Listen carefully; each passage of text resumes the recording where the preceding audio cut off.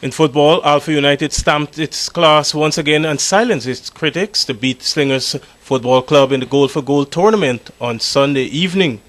For their efforts, they also walked away with $2 million. The match at the GFC ground border was played at a very physical level as both teams sought to stamp their authority. But it was Alpha's captain, Dwight Peters, that started the ball rolling in the 29th minute. Kits and Bain then doubled the score before Slingerz' Colin Nelson made it 2-1 going into the half.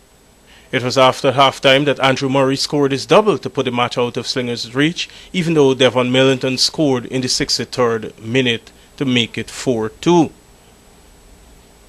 Slingerz' 2 goals came from Colin Nelson and Devon Millington, but the damage had already been done by the hammer. President of Alpha United, Odinga Lumumba, said the success of Alpha shows what proper organization can achieve. The result is based on what you put into a club. And once again, you see the dominance of Alpha, not just because of players, it's about management, it's about techniques, about loyalty, about behavior, and about discipline. Alpha coach Wayne Dover said they executed their plan well and noted that new teams like Slingerz will have to work their way up to the top.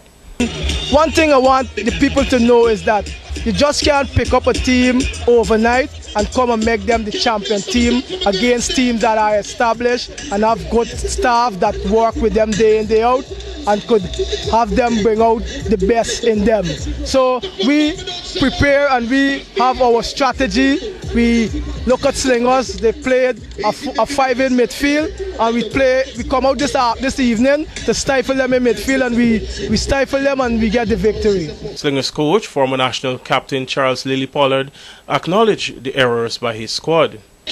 I think we lose the game defensively. I think we let them make a lot of individual errors, and the Cards win again. All right, you're going back. Some fans also gave their assessment of that game. Slingerz looking good, but Alpha is a real professional team in the country. No, I think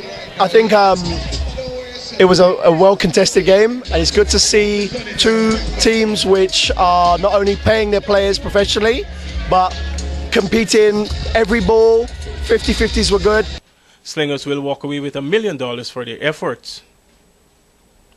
And the Georgetown girls taught the lasses from Bartica a lesson as they blanked them 4-0. Sasha James scored a double, and one each came from Andrea Lashley and Nishana Costello. It's a tight competition. Everybody is come out and look forward for this game, Georgetown against Bartica. So it was a well-played victory for us. And to powerlifting, record-breaking powerlifter Gomendra Shudas said that all the hard work he has put in is now showing in the success he's reaping. I go there with the expectation of bringing home back the championship. So I had no doubt. So I just had to do what I go there to do.